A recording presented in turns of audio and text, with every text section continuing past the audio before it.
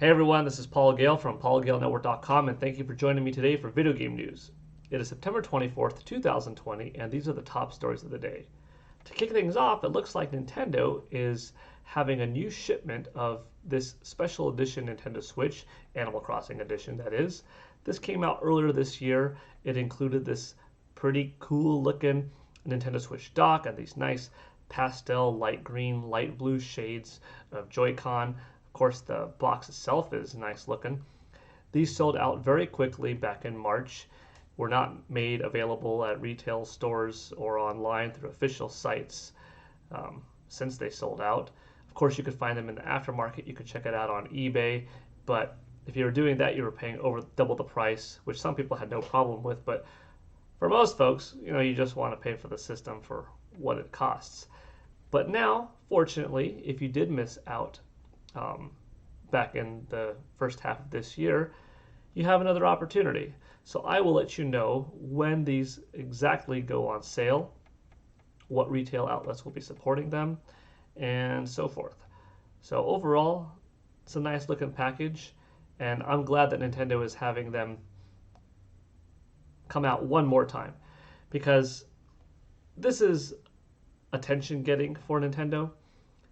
Nintendo doesn't want to lose visual market space this holiday season. Of course, they've got big games. They've got some heavy hitters like Hyrule Warriors, Age of Calamity. Of course, we have Super Mario 3D All-Stars that just came out, and Super Mario 3D World plus Bowser's Fury coming out early next year. But nothing's as big as a new console, right? We've got PS5, Xbox Series X and S, and although this isn't a new console, it is something that people do want, even though it will be limited quantities. It still keeps Nintendo in the hardware talk, and with the rumors of a Nintendo Switch Plus coming early next year or some point in 2021, I think Nintendo will be fine. But anyways, for now, expect this to come out soon for its new reshipment. Moving on, we've got a new competitor in the video game landscape, Luna from Amazon. This will be Amazon's cloud gaming service where it's easy to play great games on devices you already own. No waiting for lengthy downloads or updates. Just play. Request your invitation for early access and help us make Amazon Luna even better. You could go over to Amazon and hop in this early access now. The controllers will be available for $49.99 in this early access period. The cost per month is pretty affordable at just $5.99 a month. You'll have up to 4K resolution and 60 frames per second on select titles. You're going to get Resident Evil 7, Control, Yooka-Laylee, and other titles. Over 100 are available. It's interesting to see Amazon take this strategy because they are a heavy hitter in the technology field. Of course, this is a similar approach to what Google did with Stadia, and we'll see how Amazon handles things. You could play on up to 2 devices at a time per subscriber, so that's kind of attractive selling point. Someone could be on the TV on one account and on that same account be split off and playing on their tablet. So not bad approach. Here's a look at the controller. Comparable to a Nintendo Switch Pro controller, kind of basic. Hopefully that D-pad is comfy and solid for fighting games. It's kind of cool to see. The hardware market is starting to get crowded again. We've got Nintendo, Microsoft, Sony, Google, Amazon, and television's coming back with Amico. Atari's trying to come back into the gaming mix. We've got classic mini consoles of TurboGrafx and NES, SNES, Genesis, PlayStation. Those already, came out, but we even have a Game & Watch coming out, and of course new console entries from Microsoft and Sony. So there's a lot to choose from. It's interesting looking back in the day of the options going from plenty to just a few, and then now back to plenty again, and in fact more than ever before. So there's really no stopping the gaming industry from getting bigger and bigger. And of course you have the smartphone market, the tablet market, and that's a way for a lot of gamers to hop in. Of course, one leaves, like the Nintendo 3DS, no longer in development. No new systems will be made. So if you want one of those, you better hop on it, or else you might find 3DS, 2DS online later on eBay, but it may be more expensive because it starts to become more of a difficult item to find new. But that's about it for Amazon. Let me know what you think in the comments below. Are you going to give it a shot? We'll see. Next up, on Video Game News with PGN several weeks ago, I talked about Ninjala and Sonic having a cross promotion, and then here we have confirmation today that the Sonic the Hedgehog cosmetics will cost $20 per character costume, which is pretty high to be honest. If you just want this cosmetic look of Sonic or of Knuckles or of Tails, you're paying $20 roughly. Now you have to use in-game Ninjala currency, but still, that's pretty high when it translates to US dollars, or spend $60 for the set. I think that if they made it 50 for the set or 20 individually, that's a good deal. Otherwise, the set coming in at 60 is just, times 3 of what these cost individually. So not really a deal or a bundle per se. But if you like the game enough and if you like Sonic enough, then there you have it. It'll be available soon. Moving forth, this is some exciting news right here. God of War's level designer, Jon Marcella, is now, seemingly as of July, working for Nintendo, working on Metroid Prime 4.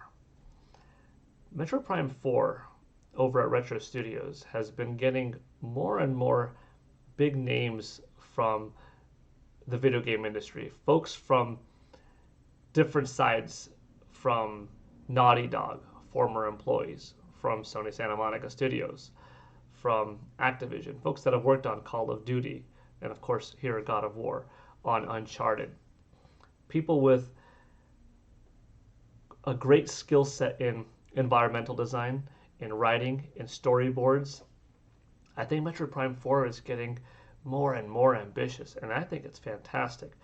As much as I want the game to come out, soon, I want to play it early, in Nintendo Switch's life, which at this point looks like it's going to be in the later half for sure, although that depends on how long is the Nintendo Switch in the first place, its lifespan that is. But I really want Metroid Prime 4 to nail it, so I don't mind Retro Studios taking their time.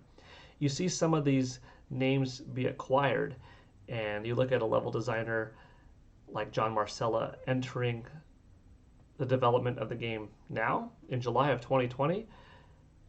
How far is this game in development? Could someone's role like this at this point in the game just be used to further tighten things around, and it's like a year off? Or could the game still be like 2 or 3 years off, and they're really just building the foundation still, and that's why these people are coming on relatively early in the game's development? Early could be subjective. If a game has got a 3-year development and people are coming in at the 1.5 year mark, that's halfway in. If a game, the developer sees this as a 5-year project and they're coming in at 1.5 years, well, then that's early, right? Likewise, if a game's only a 2-year development, someone's coming in 1.5 years, they're all already coming in, almost towards the end, 75% into the project. So we don't know when the game's coming out. We don't know what it looks like. I would love to see a trailer at the Game Awards, for instance, or in a Nintendo Direct of Metroid Prime 4. But I want to see how all of these talented developers, these artists, these storyboard folks come together to make what's probably the most beautiful, stunning, hopefully solid gameplay, solid script of a Metroid game ever. I'm stoked. I'm pumped. Let me know what you think. Are you excited for Metroid Prime 4? I sure am. And finally, today, over here on ResetEra.com, and thanks to Chris1964, we have our hardware and software charts from Japan from the weekly Famitsu sales. This is from week 38, and this represents September 14th through September 20th. I'm going to go through some of these titles and do a little bit of a breakdown. Of course, first up, we had Super Mario 3D All-Stars at number 1. I said that it'll probably sell around 200,000. I was pretty close with my approximation, my guess. 210,136 copies sold in just that opening 3-day weekend. Very solid. Coming in at number 2, Ring Fit Adventure. Like I say every week, when Nintendo keeps this one in stock, it sells well, easily taking the second place spot at 48,826. Number 3 with Animal Crossing, 32,000. PS4 got a game in at number 4 with eFootball, Winning 11 2021 at 26,215 it sold. Nintendo Switch game Pro Baseball Famitsu 2020 at number 5 with 15,000. Mario Kart 8 Deluxe, one of those evergreen titles, at number 6 with 13,000. Clubhouse Games 51 at number 7 with 9,500 units sold. Number 8, Azura Lane with 7,400. Pokemon Sword and Shield coming in at number 9 with 6,800. And Super Smash Bros. Ultimate for Nintendo Switch coming in at 6,200, rounding out the top 10. This is a 9-1 split between Nintendo Switch and PS4. Kind of a typical week. And pretty impressive overall, especially for Super Mario 3D All-Stars and Ring Fit Adventure. I got to give Ring Fit all the props I can because it really is a solid title, and I'm happy to see a new IP like this from Nintendo's do so well and affect so many people's lives positively. And Mario, well, what can you say? Mario's Mario. We don't even know how well this game sold digitally yet, but I'm pretty sure that it's got to be a comparable number to this 200,000 because a lot of folks probably see the value in just having three Mario games always on the system, right? And last but not least is the hardware side of things. We have a nice spike in Nintendo Switch hardware sales with 110,000 this week. Last week, of course, is 83,000. This, you could say, is thanks to Super Mario 3D All-Stars and the announcements of 2 Monster Hunter games coming up. Now, usually, throughout 2020, each week has been respectively higher than last year's respective week. This time it's less. Why? That's because last year, this time, Nintendo Switch Lite came out. That's a brand new piece of hardware. So that's why last year you see a bigger number, 239,000, compared to this year's 110,000 for this specific week. Otherwise, Nintendo is still dominating in sales compared to how it did last year. We're at 3.8 million life to date this year. Last year at this same time was 2.3 million. That's a huge jump. It's doing 1.5 times as well, and phenomenal. It's already at 15.2 million consoles sold just in Japan in just 3.5 years. 3DS got a huge spike, last week 849, this week 5,272. Why? Well, kind of relating to what I said earlier about, 3DSs will probably eventually become rare finds. Nintendo announced that there will be no more manufacturing of 3DS or 2DS. That's it. Whatever's out there in the wild is going to be sold, and that's all. You'll be able to find them on eBay. Some will be cheap. Some will probably ramp up in price, depending on what Nintendo does next. If they have, any future designated really affordable handheld, or if Nintendo Switch Lite continues to drop in price. If somebody wants to get an affordable system that's a portable that could play a lot of games, you might not find them for too cheap online, or maybe you still will because there's plenty of people that just want to, part with an older system and move on. But good jump for 3DS. And look at that, 3,600 more than last year this time. PS4 at 1,801, Xbox One at 31. Xbox One and PlayStation 4 are really on their last legs in Japan. Xbox One never really had any legs in the first place, sad to say. It's only at 114,363 units sold in the 7 years that it's been out on the market.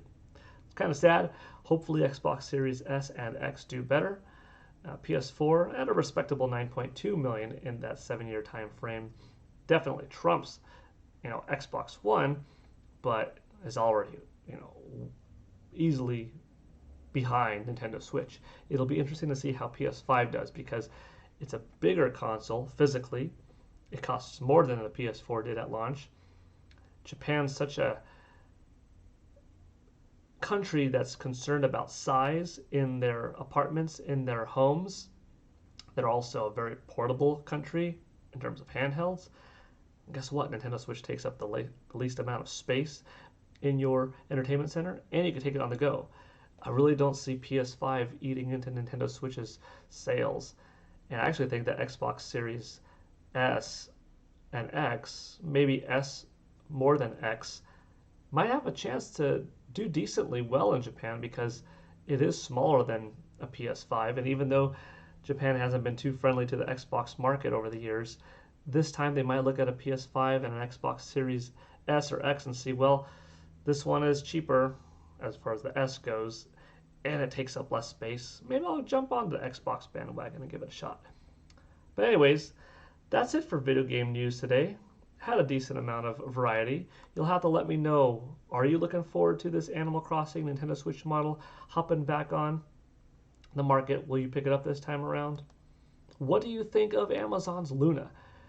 Do you think $6 a month is worth it? $50 a controller is decent to give it a shot. Having 100 titles available, Resident Evil 7, some games 4K, 60 frames per second. Let me know what you think. What do you think of Ninjala's pricing too? Sonic characters, skins for $20 each. Too much or just right? I'd be kind of impressed if I found any of you that said that it was just right or said cheap. And what do you think of this?